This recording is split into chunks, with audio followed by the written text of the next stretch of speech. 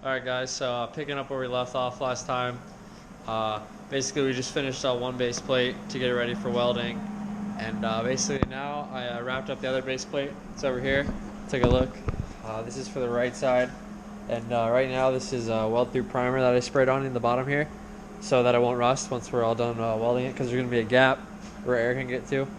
So then now what I'm working on is I've got both sides over here with weld through primer on the bottom here, and then here's that other base plate that I finished up in the other episode. Now we're basically, I just have it tacked in real quick, and we're gonna weld it to the car for permanent mounting.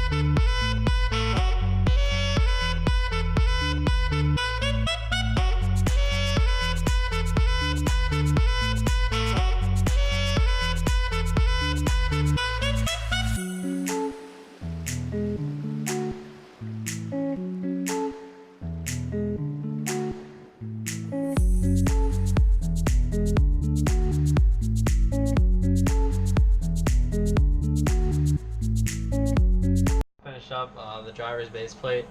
I got it looking pretty good. I'm not a super good welder or anything, but I mean, I've just been self-taught, and I try to do my best, but I got it looking pretty good, I think. Basically got a good bead here all around. I had to fill a couple gaps in the back. It got a little not as visually pleasing as I'd like it, but all around up here definitely really strong. It's super hot, but definitely won't have any issues with that breaking, so that's pretty good. I got the other one over there, the paint drying over here for this last piece with the weld through primer. We're just going to scuff up the edges real quick, and we'll throw it inside, and this one should fit right there, and then we'll get that one welded in. And then with these both welded in there finally, we can start trying to bend the main hoop to fill here, to attach to here. So here we go.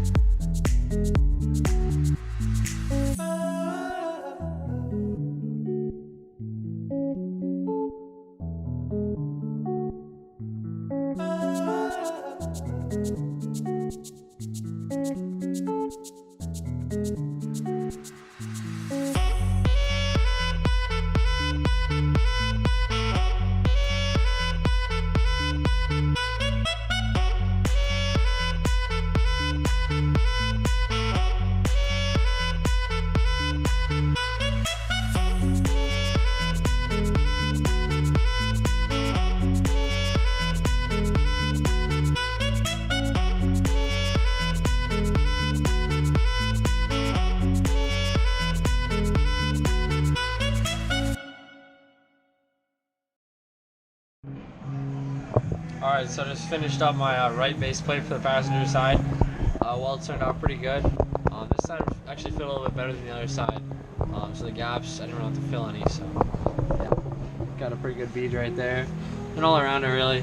It's fully welded all the way around, and it's really strong. Way stronger than just this sheet metal that the car's made out of. So I'm happy with how that turned out.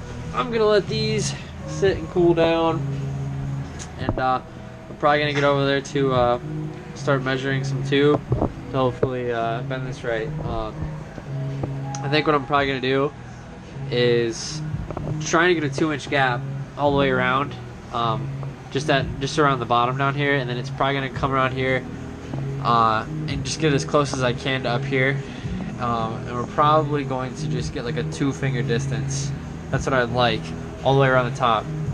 And the reason I want the 2-inch gap is basically just so I can weld down here. Just getting the torch back here is like really hard. So yeah, that's the plan. So we'll see how that turns out.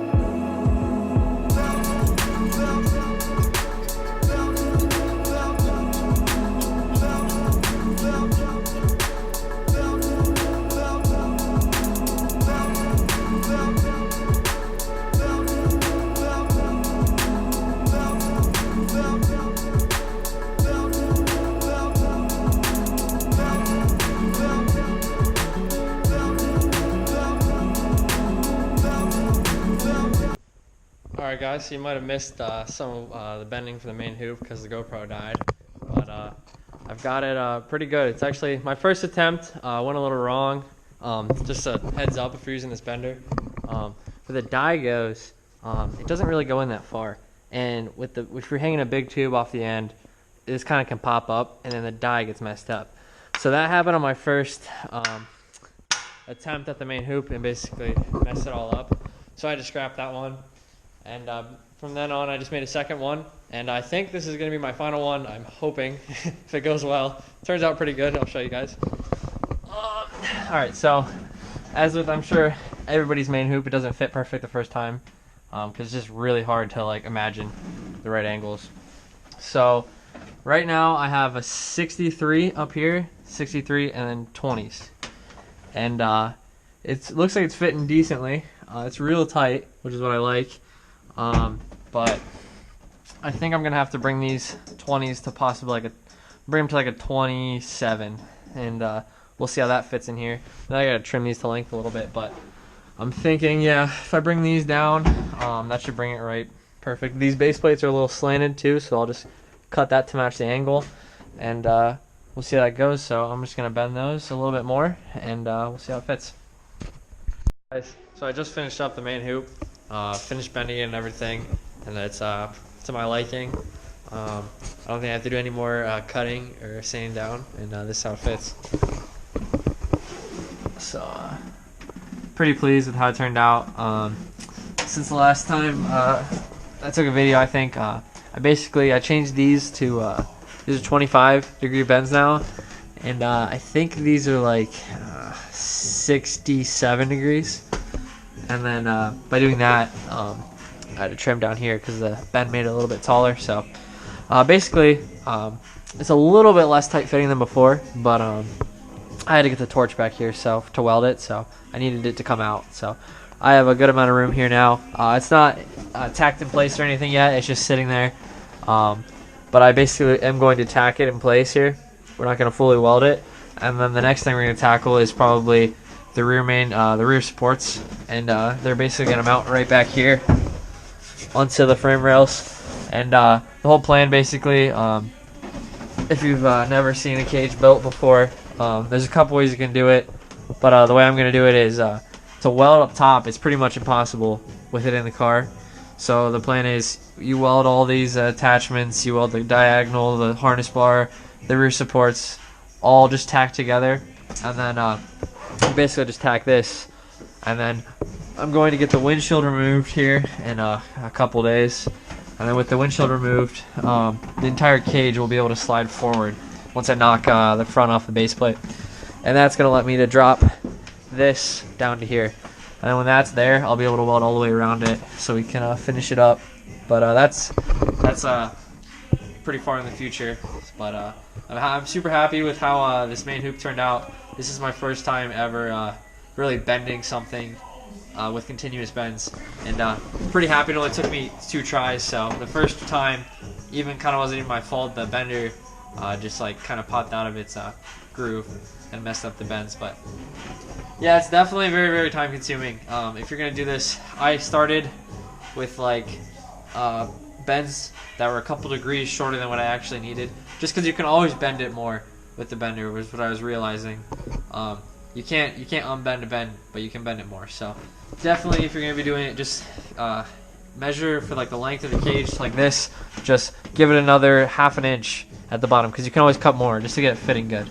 Because you spend so much time on cage, you want it to be perfect. So that's what I'm trying to do. I'm just gonna try to get it as best as I can, and soon we're gonna be working on building some base plates for back here and getting some main supports in.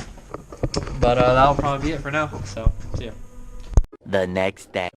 All right, just wrapped up tacking in the cage for the main hoop, and I got it all tacked in here. Basically spent a lot of time off camera, just making sure the distance is the same, on the base plates, and everything's perfectly level, and this is perfectly 90 degrees, because that way I can just mirror my other tubes when I go from side to side, instead of having to make a tube just for the left side and right side. I think there's like a ½ degree difference in the tube, but that's something I can clean up with just like a flap disc with the difference on a pipe. Next thing we're doing now is, now that this is tacked in, that we're going to work on the rear supports, and that's basically a bar that goes from here back down to the back of the car on the frame rails. There's no real strut tower to mount to, which is what you do in like most cars, like 240s. You'd build like a box there on the strut tower, but with the FRS's design, you can't really do that. So I picked this spot. It's already a raised piece of metal here. It's thicker than like this stuff. It's pretty thick. And then basically I cut out a little template here that we're going to use. I'm going to cut it out of some 12 gauge steel like I did with these, and it's going to fit right in there, and then I'm going to weld all the way around it, and that's just going to even strengthen this up a little bit more, and then we're going to work on getting a tube from here up to here. So I'll probably just switch to a time lapse now of me making this for both sides and welding them in, and then after that we'll get working on the main supports. Alright, rear base plates are done. Got them cut up. This is how they fit. Just right in here, follows the body line there. And I'm going to try to tuck it up to here so I can weld it to this corner and that corner. And so hopefully that's really, really strong. Next, I'm going to tack them in place. I already have some weld through primer down here. I don't know if I really need it for this situation, but I put some on there anyways. And then I'm going to tack it, and then I'm going to take a wire wheel and just scuff up some of this primer, because when you weld through it, it just smokes, because it burns through it, and it just is like terrible to breathe in. So I'm going to do that real quick just to cut down some of that smoke that comes off of it. But after that, we'll get it all welded in.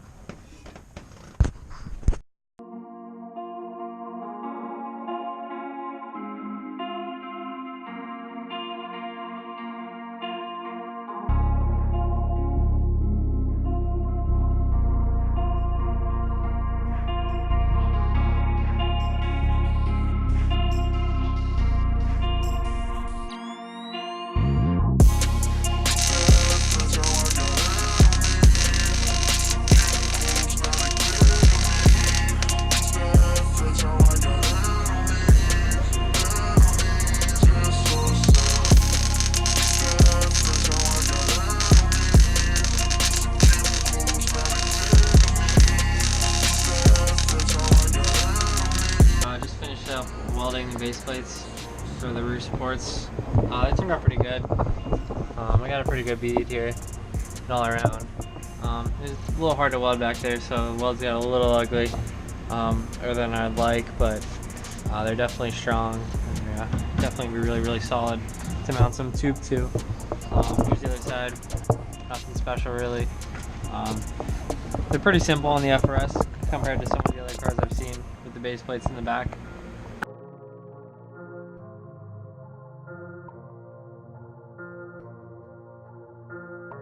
Alright, so now that I got my rear support cut to length, in case anybody else is doing this and might have the same measurements as me, this was 40 inches.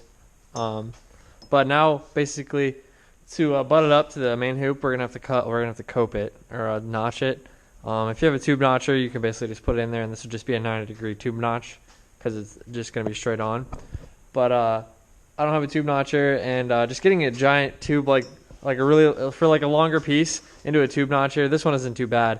It would just be like hanging so like really far, and just trying to fit that in a tube notcher I just thought would be really hard, just because I'm kind of a one-man show over here. So I figured I'm just gonna do the manual way. And shout out to the dude at Offbeat Garage. That's where I saw this. Check out his YouTube channel. He has a really good cage, like really in-depth video of building a FD roll cage. But I saw this from his channel, and it's this website called metalgeek.com. And basically all you do is you type in the diameter of your tube. For me it's 1.5 inches, the thickness 0.95 wall, typical FD minimum requirement, and then the second angle of the tube, the second diameter of the tube you're butting up against, so it'd be the same. And then just the angle, and ours is just gonna be a 90-degree angle. And then basically all you do is you hit calculate, and then it brings up this, and then all you got to do is you go to PDF. Oh well, 1 second. We'll do calculate. PDF, and you'll get this. Then basically you just print it out, and it comes out of the printer, and then you cut this out, and this is going to be our template right here. So then what we do with this is we're going to take it over here back to the tube, and we're just going to wrap it around. Okay, and we'll tape it, and then we're just going to cut it out. Just fall on this, and it should be a perfect notch for our angle. So we're going to do that right now.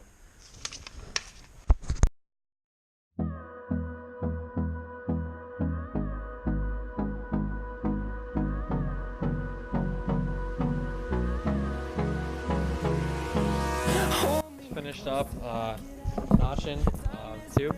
That's how it turned out. Basically just cut it carefully, and then you just use a flap disc to basically get it perfect, or as close as you can. And yeah, there you go. So I like this method. It's pretty simple, just a little bit extra work, but definitely will pay off, and just being able to fine tune everything. So now basically I'm gonna put it in the car, measure it up to the main hoop, and try to get a reference angle for what we're going to need to cut this at to fit perfect. So alright, so finally after a ton of grinding down and cutting to the perfect angle, I got the rear support for the left side at least all ready to be tacked in. It's a pretty good fitment up here. Put tack there, and then back here got a good angle on there. It's real clean, not real big gaps at all. So I think what I'm gonna plan to do is we'll build another one of these. We'll see here in a minute.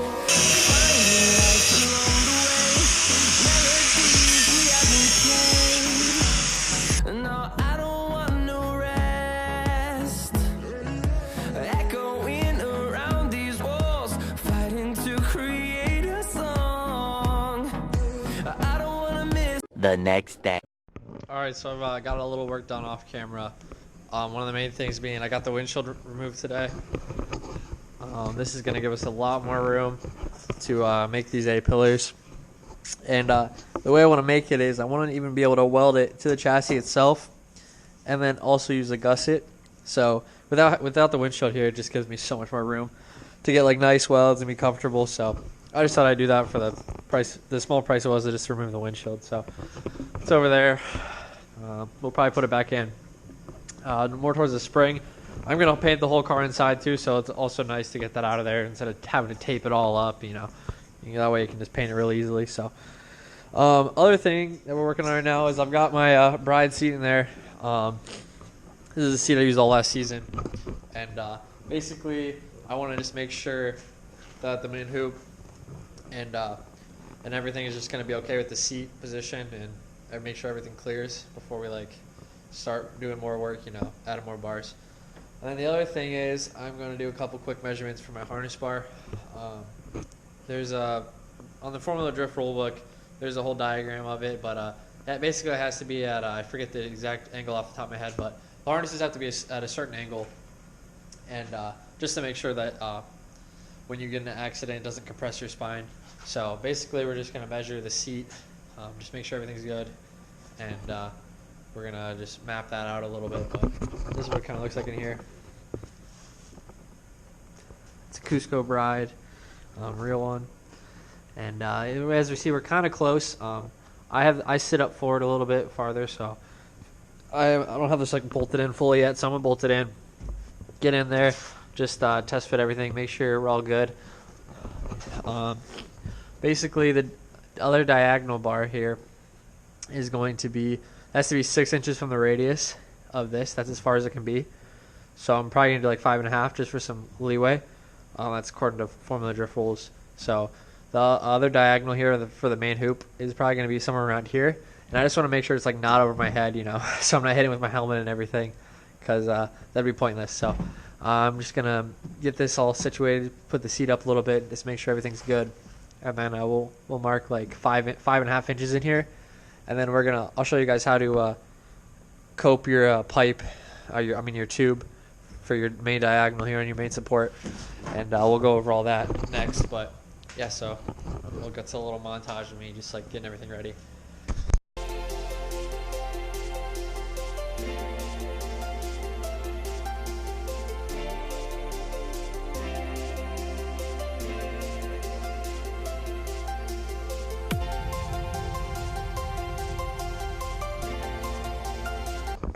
Alright, so just got in there, got it to where I like it. We got it's pretty tight, but it definitely is going to work.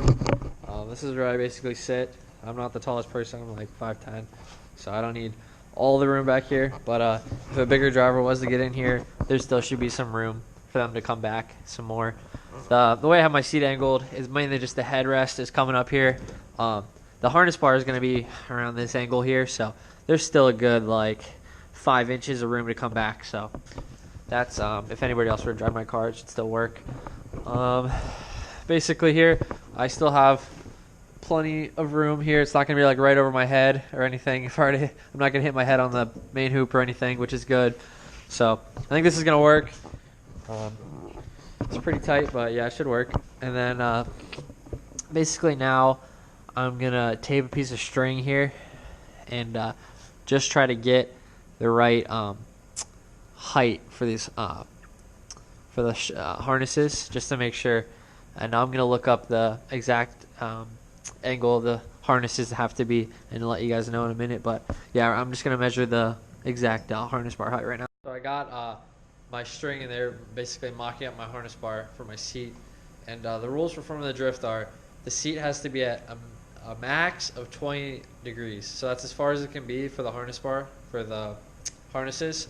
So it can either be level or has to be 20 degrees higher. That's as high as it can go. So basically, my seat is almost all the way up right now. So with the bracket I have, so this fits me perfect, so I'm going to basically set the harnesses to be pretty much level, because I can always go down. So if I go down, I want it to still be in the requirements. So that's why I'm building it almost level to my highest position on my seat right now. So if I were to ever drop it down, it's going to fall within that 20-degree angle that I can have the seatbelts at. But the tricky thing with the harness bar is it's not going to be a straight piece, because you have to have a diagonal bar in your main hoop, as pretty much every roll cage rule is. And that piece has to be a solid piece. So our harness bar is going to be split up into 2 sections, because it's going to meet in the middle of a diagonal. So I just did that because I just started with the harness bar because I didn't want to get my seat dirty, taking it in and out a ton of times. So I figured I'd just get this measurement first and then we're going to get our diagonal all mocked up, and we're going to do the same thing with the string for that. Then once we have all that finished up, then we'll work on our harness bar again. It's kind of confusing. Sorry if I made it a little confusing, but basically we're just measuring this, keep it in the back of our head, and then once we finish our diagonal, we can just get right back on this too, because the harness bar is pretty easy to do compared to some of the other things, because it's just literally a straight piece of metal just intersecting a tube. A few moments later. I got my main hoop diagonal kind of mocked up here. What I did was I gave myself a little bit of leeway here, and I basically measured the total distance that could be is 6 inches from the center of your radius here. So I did mine about 5 inches, if you about 5.5, 5 inches. So just in case like whoever's measuring it one day, if they're real strict or something, it's still in the guidelines. You don't want to push all the way to the end unless you're really confident and you've done a lot of cages, I guess. So I'm just playing it safe, and I'm just gonna do there. That's gonna give me plenty of headroom just to get away from my head, and it'll still give me enough room over here with the passenger for their harnesses as well. So the way to measure your angle for notching, basically, make sure you guys can see. What I've been doing is you take a square here, angled square, and there's a point that says pivot right here. And what I do is you take this and you butt it up against your piece here, and the piece of string will fit directly right in that pivot spot. So we're gonna measure it, and then you basically look at the corresponding angle to it. This is about 52 degrees right here. So then you take that and you subtract it from 90. So 90 minus 52, and that's what your other angle is. So that's what you're going to type into the calculator I showed you earlier, the coping calculator. You would subtract it from 90, and you would use that, and you would get the correct notch to fit directly at that angle. And you just do the corresponding thing on the other end, and you just make sure they're on the same plane as far as like the notching goes. And that's how I've been doing it, and it's pretty simple. And I like being able to do the notches by hand personally, because I can just, it takes a little longer, but you can just fully, with the flap disc, you can just get it perfect if you just spend enough time and you're careful with it. So that's what I've been liking, and basically I'm just going to try to knock out this main diagonal. What I have to do next is, here's my tape measure, just get a rough estimate here of how long it's going to be, so I can cut a tube before we even notch it.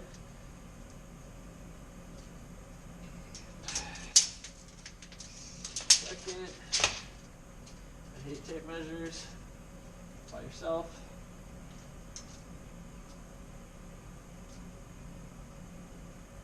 $50 inches and 1/4. So we're gonna cut that, and we'll get those notches ready. Alright, so I'm just gonna walk you guys through this one more time. Basically, we measured our diagonal for the part by my head, at least, is going to be at a 52-degree angle. So we're going to subtract that from 90. We're going to get 38. We get 38 from that. So then we take it to this calculator, and we're going to put, for the angle, we're going to put 38. Sorry, 38. We'll calculate. It will do its thing. And we'll go to PDF, and we're going to print this bad boy out, and we'll cut it out with some scissors and wrap it around the tube. And then we'll take the angle grinder to it, flap disc, get it all good, and we'll get in the car, make sure it fits good, and then we'll work on the next one. Okay, main hoop diagonal's in, got it fully notched and everything, fits good, all the notches fit real good. No real big gaps at all. Spending my time with the flap disc to make it like that. So now I'm just basically checking that my passenger is going to be able to have enough room for a harness with the angle I put the main diagonal at on the main hoop. So I just have my driver's seat in there, and the thing kind of shitty about this is like with it starting here and coming to where I have it ending. It's real close, like, because if you notice, like, the driver has a ton of room for harnesses, and it's like that to protect the driver because this bar is to protect the driver. But it's real tight with the passenger, but it looks like it's just going to be barely enough for some like 3-inch straps right through here. So I don't think we're going to have an issue with where it is. I just wanted to double check. You can't be too careful with this because, I mean, it's going to be permanent, so might as well just take the time and check, and that's what I'm trying to do. So I think we're going to stick with this. I left... Oh, sorry, guys. I left this height here for the door bar. So I plan to have my door bar intersect with this exact height right here because that makes the strongest joints in a cage when you have multiple different bars connecting to one central spot. So that's why I put that exactly at this height, because this is the spot for my lower door bar. I decided it's going to be this height. So that's just some thinking ahead that I try to do with this. But I'll step back and I'll show you a good look at this. Basically just tacked in, just going up there, all the spots there. So and then we have this string here for a harness bar that we're going to work on next. But yeah, so it's all coming together. I got the rear diagonal in there too as well, fitting pretty good. So I'm really happy with how the back of the cage is turning out. Definitely looks pretty sick inside the car. I always like to look at caged cars, and I've never had one, so this is my first one, and I'm excited to see it when it's all painted and finished welding. But that's probably going to wrap it up for this episode. It's probably been a long one. And for the next one, we're probably going to work on these main supports for the front and these main base plates over here. And we'll probably work on the dashboard as well. And there's actually not too much more after that. Probably like maybe 2 more episodes of this. We're going to have the door bars and a few other things, and should be on its way over. So thanks for sticking through to the end of this video. I really appreciate it. I hope you guys find some of this interesting. I know I do. It's fun just getting able to make something crazy as this just out of some metal and some bender. So I think it's pretty cool.